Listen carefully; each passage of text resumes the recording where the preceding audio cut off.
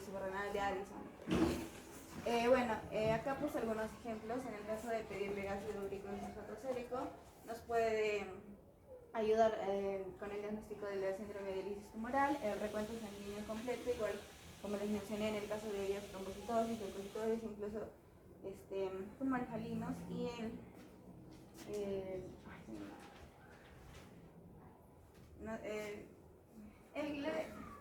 el trastorno vascular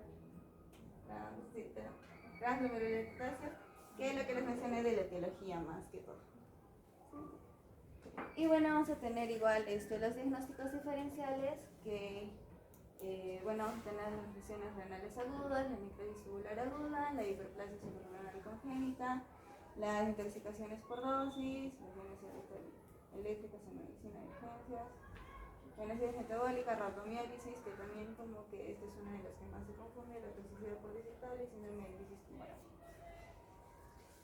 Con respecto al tratamiento, que es lo que más nos importa, tenemos que basarnos en que si es, por ejemplo, una terapia urgente o no es terapia urgente.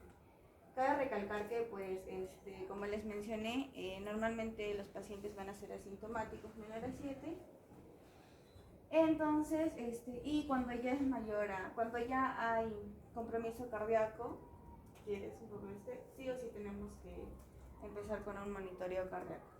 Entonces, como que tenemos que dividir que si es una terapia urgente o no. En el caso de que sí sea una terapia urgente, tenemos que tener un acceso venoso sí o sí para poder empezar el tratamiento con lo que es calcio intravenoso, que es lo que nos va a ayudar a estabilizar la membrana, más que todo porque vamos a ver el corazón. Y la glucosa y la insulina, que estas van a ir juntas, que es lo que va a hacer que el potasio ingrese a la célula.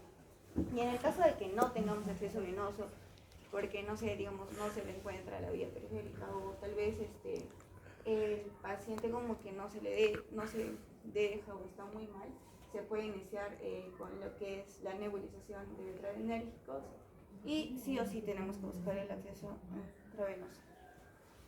Con respecto de que después de empezar ese tratamiento tenemos que ver si va a responder o no a lo que es el manejo. En el caso de que sí haya mejoría, igual debemos continuar con nuestro monitoreo cardíaco hasta que el potasio sea menor a 6, y en el caso de que pues, no haya respuesta en el manejo, tenemos que repetir el manejo igual, pero ya tenemos que pensar en lo que es que el paciente como que entre a diálisis, o se puede ser diuréticos, pero igual como que el diurético ya se emplea más antes. También se puede dividir como que el tratamiento si es leve, moderado o severo. Y en el caso de que sea leve, como les mencioné, es un niño asintomático, pero se debe considerar ya un tratamiento necesario. Se puede incluso en estos empezar con lo que es nebulizaciones.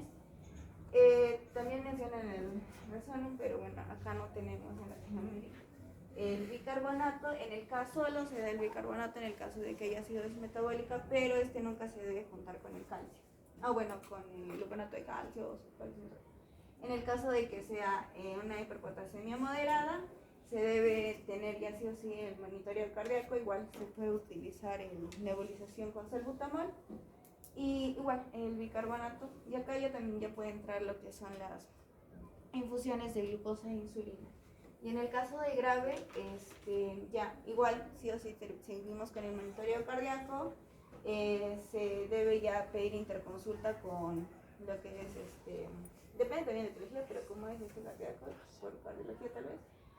Igual calcio endovenoso, salbutamol, insulina y glucosa. Más tratamiento. Me olvidaba decir que lo primero que se debe hacer es suspender cualquier administración de potasio. En el caso de que digamos se esté dando como que por vía endovenosa con potasio y ampollas de sodio, igual se tiene que suspender lo que es el potasio. Como les mencioné, se usa el calcio como cloruro de calcio, gluconato de calcio, lo que esto nos va a ayudar a estabilizar la membrana.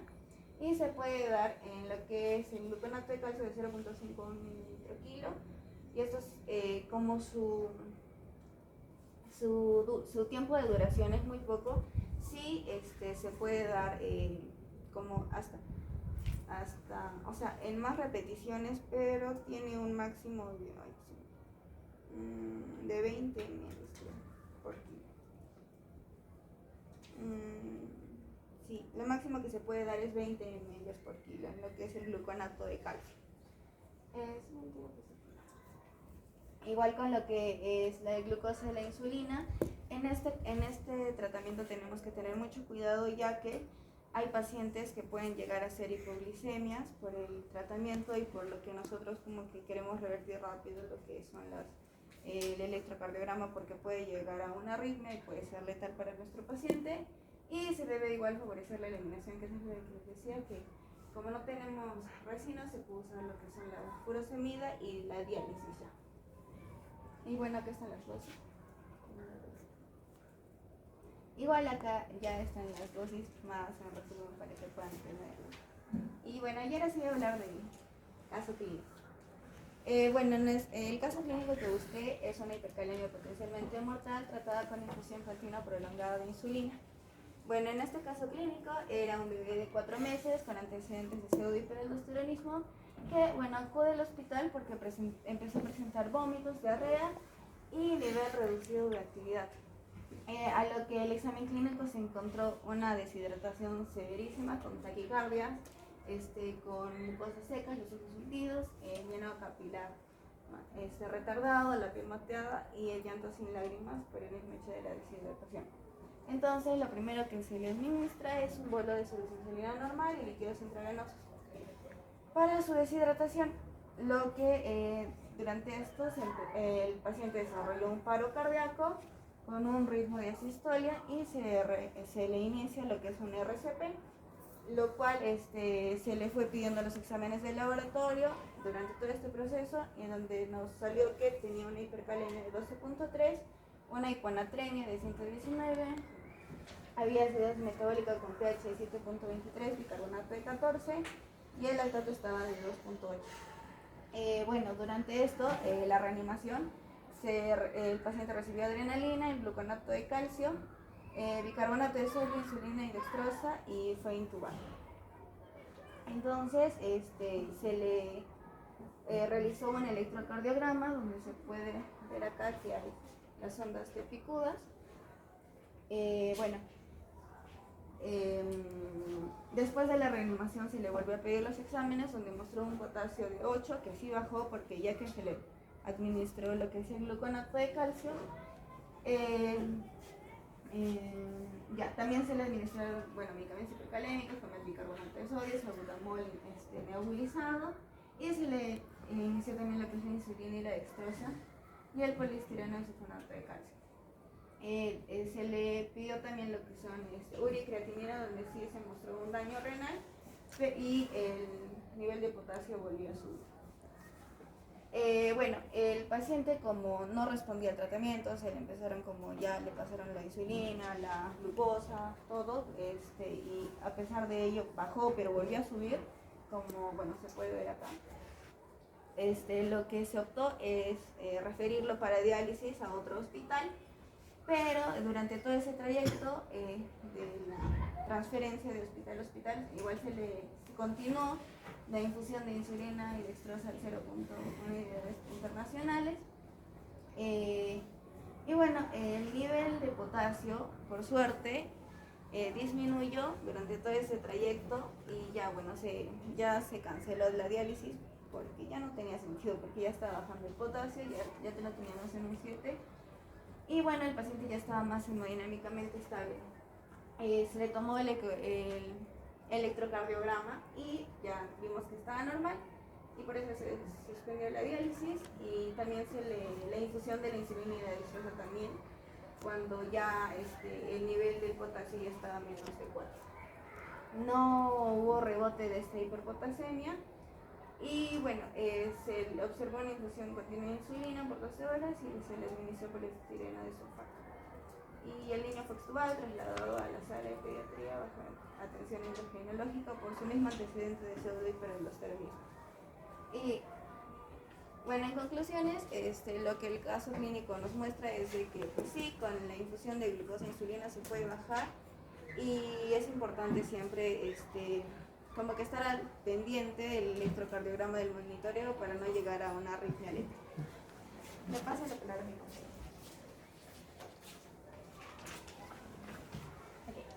Ahora lo que vamos a hablar es sobre la hipocalemia. Siguiente, por favor.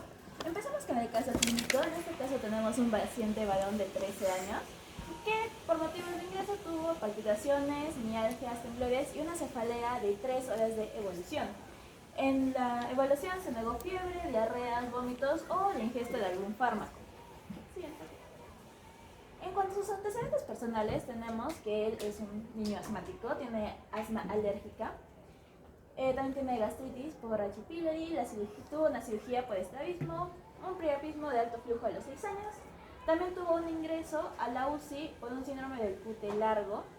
Y bueno, también se dieron estudios genéticos que salieron negativos para lo que es la parálisis periódica hipopotasémica familiar.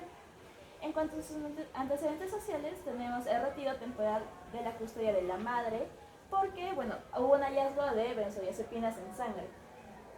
En su examen físico pudimos ver al paciente pálido, sudoroso y euvolémico. En el examen del sistema cardíaco hubo taquicardia rítmica, pero no hubo soplos. En el respiratorio teníamos la taquipnia sin hallazgos patológicos añadidos, y en el neurológico había debilidad en miembros inferiores, también un temblor de sal en las manos. No encontramos ni edemas ni lesiones cutáneas. Luego, para sus exámenes complementarios se le pidió en el laboratorio. Todo salió normal, pero lo que sí resaltó bastante fue el nivel de potasio, estaba bastante bajo. Y en el examen de orina igualmente el sodio y el potasio se encontraban elevados, pero no había proteinuria ni hematurias. En las hormonas vimos una aldosterona plasmática muy baja, en este caso de 0.0 nanomoles por litro. Y en el EKG que se le tomó encontramos una taquicardia sinusal. Siguiente, por favor. Acá debía haber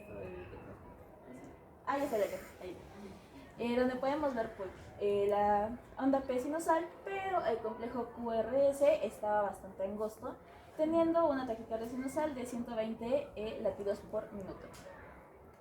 En este caso tenemos la evolución hospitalaria, que el primer día de haber sido internado se hizo la corrección de la hipocalemia con potasio intravenoso, con una normalización en las 12 horas. Y que al suspender el potasio los niveles permanecieron estables inicialmente, pero luego el equipo empezó a sospechar que quizá había un uso de los agonistas beta-2 adrenérgicos, en este caso el salbutamol, justamente por sus antecedentes de asma.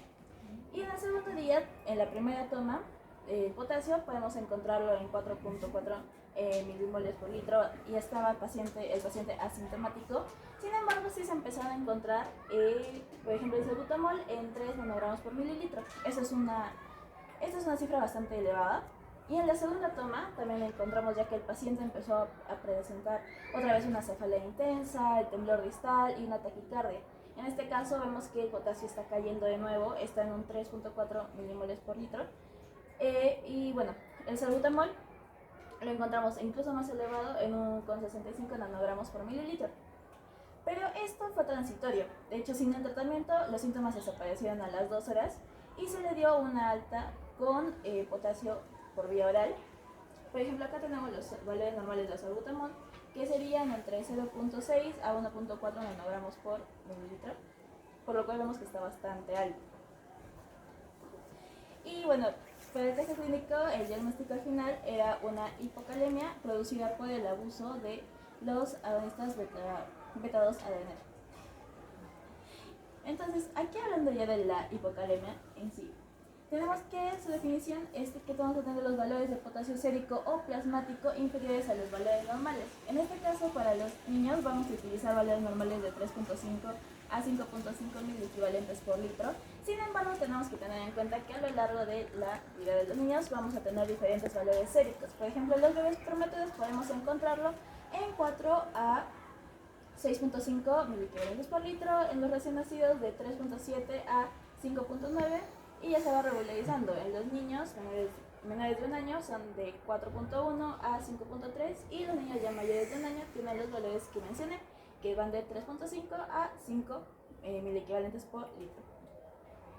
También tenemos acá la forma de clasificación de las hipocalemias o hipopotasiemias, que es la leve, la moderada y la severa. La leve sería de 3.5 a 3, la moderada de 2.9 a 2.5 y una grave ya sería valores menores de 2.5 miliequivalentes por litro.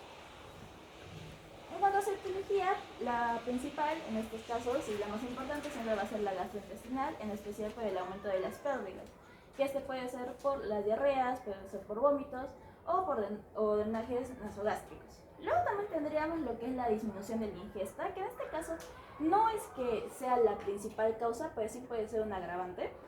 Luego tenemos la captación intracelular del potasio o el shift intracelular, como se diría, donde tenemos el aumento de la actividad de la insulina, que por ejemplo aquí lo que va a hacer es estimular la bomba sodio-potasio ATPasa.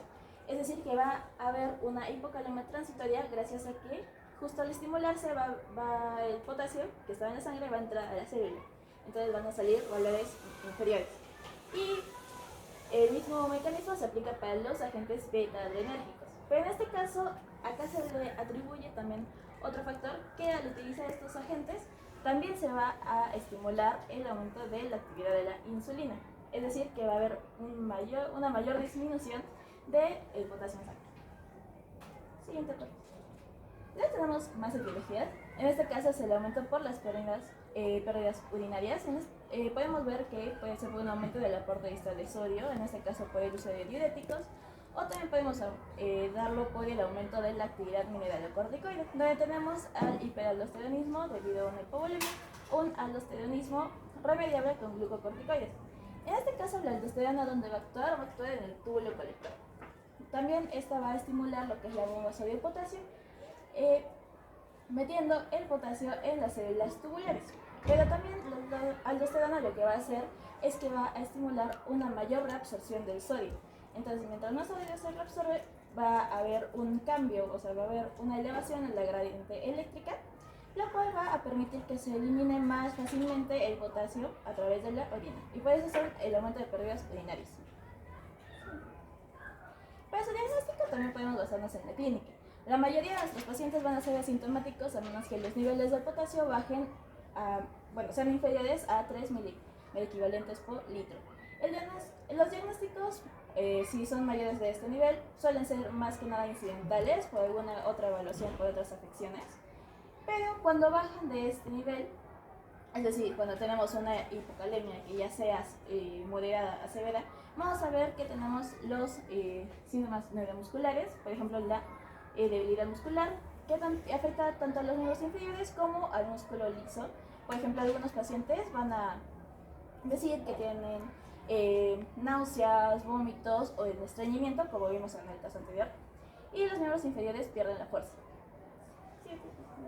Otros pueden ser, por ejemplo, la hiporreflexia, los calambres cuando ya estamos en una hipocalemia grave y la parálisis muscular, es decir, que ya el nivel de potasio está menos de 2.5 o 2 miliequivalentes por litro. Siguiente. Tenemos otras manifestaciones que pueden ser las renales, como la polidipsia y la poliuria, las metabólicas con la alcalosis metabólica y el sistema nervioso central. Los pacientes se pueden encontrar letárgicos o irritables. Luego, otro de los hallazgos más importantes son los hallazgos cardíacos. Por ejemplo, acá tenemos, según las concentraciones, vamos a seguir viendo ciertas anomalías en el electrocardiograma. Por ejemplo, de una hipocalemia leve a moderada, lo que podemos encontrar es que el segmento ST tiene una depresión y la onda T puede estar invertida. También podemos ver que la onda T y la onda U pueden fusionarse o, como vimos en el caso del paciente, una prolongación del segmento QT. Ya en una hipocalemia severa, es decir, menos de 2 miliequivalentes, podemos ya encontrar la taquicardia ventricular, que puede llegar a ser fatal para nuestros pacientes. Acá tenemos un algoritmo diagnóstico, por ejemplo, cuando ya empezamos a ver las manifestaciones de una hipocalemia, lo que tenemos que verificar es la historia clínica y la valoración del volumen extracelular. Entonces, tenemos que ver cómo es el potasio en la orina. Podemos verlo bajo o alto. En el caso de que sea bajo, es decir, menos de 15 miliequivalentes por día, están las causas que ya les he mencionado, el aporte insuficiente, las pérdidas por diuréticos, gastrointestinales o cutáneas, o también el paso de el shift intracelular, es decir, que el potasio se mete dentro de las células por la insulina, la estimulación beta-adrenérgica. Eso es lo que ya les mencioné. Pero ¿qué pasa si está alto? En caso que esté alto, más de 15.000 equivalentes al día, tenemos que ver lo que es la gradiente transtubular del potasio. Esta si es menor de 4, vamos a tener que ver si hay un mayor flujo del túbulo distal. En este caso estaríamos viendo que sería por diuréticos más que nada, o una diuresis osmótica. Pero si es mayor de 7, tenemos que ver cómo es el volumen extracelular. Este si es normal, tenemos que ver si hay una hipertensión arterial. Si es que sí la hay, estamos pensando que puede haber algo con la renina. Si es que esta fuera normal, sería una estenosis de la arteria renal, puede ser una hipertensión maligna, y si la encontramos de la renina baja, más bien vamos a estar buscando algo con la aldosterona, como ya mencioné. Si la encontramos baja, estamos viendo algunos síndromes como el de Liddle, y si la encontramos alta, ya estaríamos hablando de un hiperaldosteronismo. Si encontramos que el volumen es bajo, tenemos que ver si hay iones en la orina, otros iones. Por ejemplo, el cloro, que podría ser causado por los vómitos, si está bajo. Si está bajo el sodio, podríamos pensar en una diarrea. Pero si los encontramos normales o altos, ya estamos hablando otra vez de diuréticos o síndromes, por ejemplo, de Bartter o de Hittermann. Para el tratamiento, lo que queremos aquí es la reducción de la pérdida del potasio, ¿no? Tratar la enfermedad base siempre va a ser lo principal, y también podemos tener en cuenta la administración de una forma más segura. En este caso tenemos la terapia oral, que sería para aquellas hipokalemias que sean leves, incluso moderadas. Esta es la forma más segura de administrar el potasio. Se recomienda de 1 a 2 miliequivalentes por kilogramo por vía oral cada pocas horas, pero siempre teniendo controles del potasio cada 4 horas. Acá tenemos, por ejemplo, algunas de las preparaciones que pueden venir en comprimidos, pueden venir en comprimidos efervescentes, las cápsulas de liberación controlada, los líquidos o incluso los paquetes en polvo. Esto queda más que nada ya a la opinión de cada uno. Queda. Siguiente, por favor. Y luego tenemos la terapia intravenosa, que es la que se da más que nada cuando ya tenemos la presencia de las arritmias, una sintomatología muy grave, o el potasio en general está ya grave, menos de 2.5 miliequivalentes. Su administración lo que vamos a administrar es una infusión del cloruro de potasio. Las concentraciones no pueden pasar de 40 miliequivalentes por litro cuando utilizamos las venas periféricas. La velocidad siempre va a ser de 0.5 a 1 miliequivalente por kilogramo por hora, teniendo en cuenta que lo máximo que podemos administrar son 20 miliequivalentes por la dosis. Y nuestro objetivo es aumentar el potasio sérico en un 0.3 a un 0.5 miliequivalente por litro.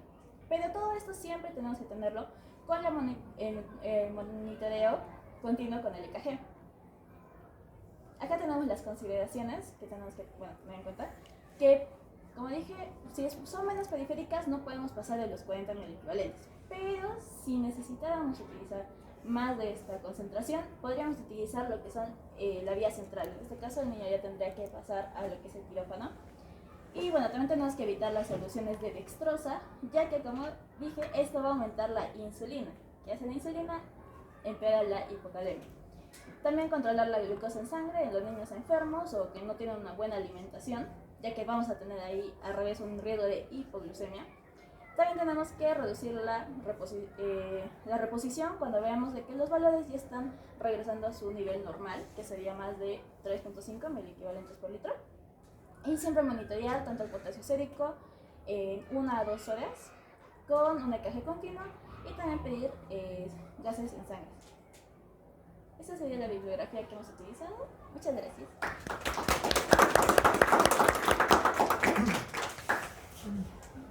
Son unas palabras en el sentido de que, por ejemplo, hipocalemia, los casos que más vemos es cuando hay pérdida, por ejemplo, en diarreas acuosas, que el potasio baja y puede haber hasta ilio en pacientes con distensión abdominal, pero no hemos llevado al extremo aunque sí reto de potasio en niños con, por ejemplo, con cetoacidosis diabética, y que se les ha comenzado a corregir la glucosa utilizando insulina y se ha pasado a la mano y nos olvidamos del potasio.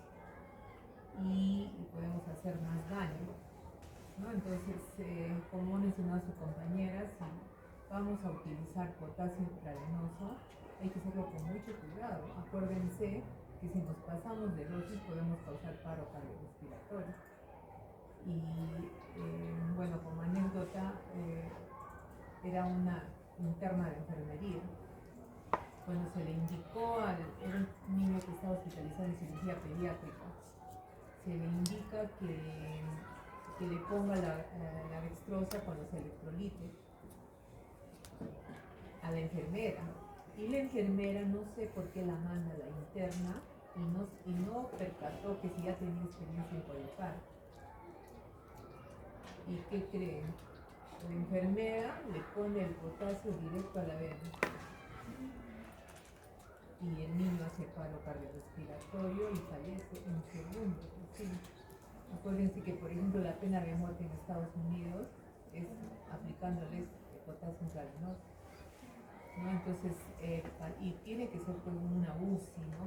Para que esté con monitor permanente y que se le pueda sacar cada rato los electrolitos, porque si lo vamos a hacerlo intravenoso tiene que ser con mucho cuidado. Bueno, ahora hay bombas de infusión que sí lo calibran bien y ya, ¿no? Pero esos son los casos que más vemos y otra causa que sí se puede estar viendo ahora, solo que, como ha mencionado, puede ser una hipocalemia que está pasando desapercibida y no da síntomas, es por el uso a veces excesivo de broncodilatadores. En el caso de pacientes, en nuestro medio el asma bronquial ha aumentado tremendamente, desde bebés que hacen ya síndrome obstructivo bronquial, los más grandecitos hiperreactividad bronquial, hasta los asmáticos plenos, ¿no? Y cuando hacen crisis severa, a veces se indica hasta 6 PAC, 8 PAC cada 20 minutos de salbutamol. Y nos olvidamos que pueden estar haciendo hipopotasemia. Entonces, y solo raras veces nos acordamos, que pedirle potasio, ¿no? Porque nos ocupamos solo de sacarlo de la crisis asmática y olvidamos el efecto colateral que puede tener el uso de, como ha mencionado tu compañera, de beta-adrenérgicos. Y en el caso de diarrea, pues es bien raro que encontremos ahora, porque eso se ve en deshidrataciones de tercer grado o incluso shock hipovolémico por diarrea y vómito. Porque ahora las mamás, por más nivel educativo bajo que tengan, ya saben que cuando su hijo está con diarreas frecuentes, les aumentan los líquidos, les dan mates, o incluso van a la farmacia y les compran los sueros comerciales. Pero ya es difícil, ya más los llevan al hospital cuando está bonito y bonito. Entonces también va a ser difícil que ustedes vean hipocalemia por diarrea. Entonces, en el caso de la hipercalemia, ahí generalmente pues la vemos cuando generalmente es problema de injuria renal, ¿no? De injuria renal, que incluso puede ser un parámetro para recurrir a la diálisis. En los niños más es la peritoneodiálisis que la hemodiálisis, ¿no? Entonces, pero así como otra causa no es frecuente. A ver, ¿quiénes van a hacer hipo?